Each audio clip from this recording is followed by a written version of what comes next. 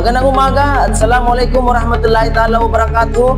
Ngayong araw, nasaksihan natin ang signing of Memorandum of Understanding ng Bureau of Fire Protection Sulu sa pangunguna ni Senior Inspector Jason P. Ayjon at ng Provincial Training Center sa pangunguna ni Engineer Abdul Gepari K. Alama, at nagkaroon din ng turnover ceremony ng medical supplies para sa Emergency Medical Training Services or EMT na training para sa Bureau of Fire Protection Sulu personnel. Yan ang mga kaganapan ngayong araw. Maraming salamat. Bye-bye!